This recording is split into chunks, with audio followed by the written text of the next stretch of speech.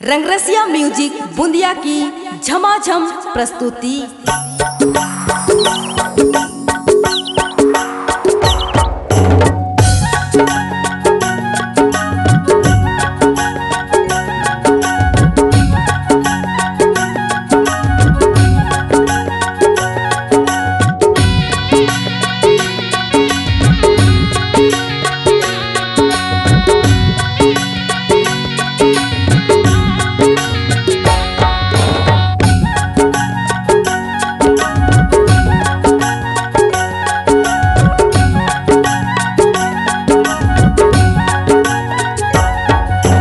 पीपल के छैया आम के बगैया हो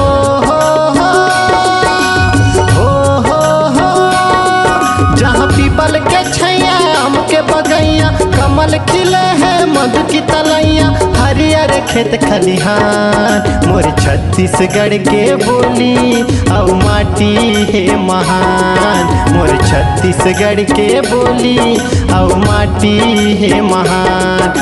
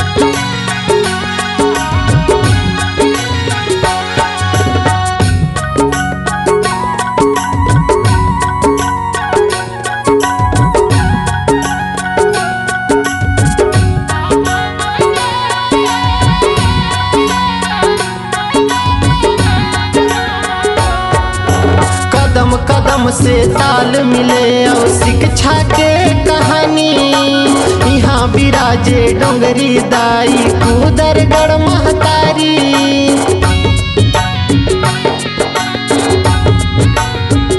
कदम कदम से ताल मिले और शिक्षा के कहानी यहाँ विराजे डोंगरी दाई कुदरगढ़ महतारी। अरे पार इंद्रावती महानदी खल खल करके सूर सजाए भरे खेत खलिहान मोर छत्तीसगढ़ के बोली औ माटी है महान मोर छत्तीसगढ़ के बोली औ माटी है महान।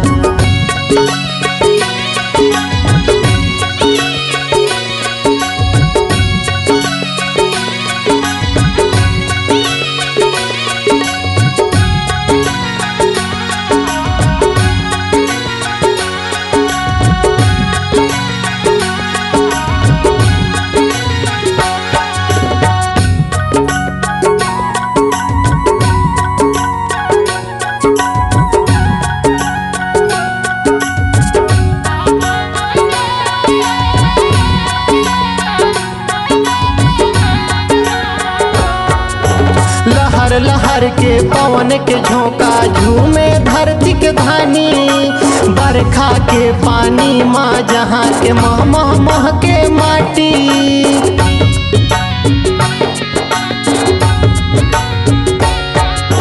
लहर लहर के पवन के झोंका झूमे धरती के धानी बरखा के पानी माँ जहाँ के मह मह मह के माटी। यहाँ खेले लइका गाय सियान मन के सफा हमर मितान बसे है सबो धाम मोर छत्तीसगढ़ के बोली औ माटी है महान मोर छत्तीसगढ़ के बोली औ माटी है महान। जहाँ पीपल के छैया आम के बगैया हो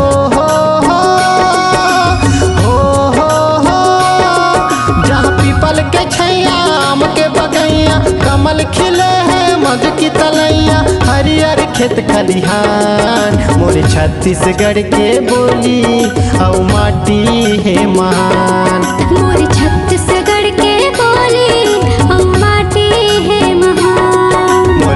छत्तीसगढ़ के बोली और माटी है महान। मोर छत्तीसगढ़ के बोली और माटी है महान। मोर छत्तीसगढ़ के बोली और माटी है महान।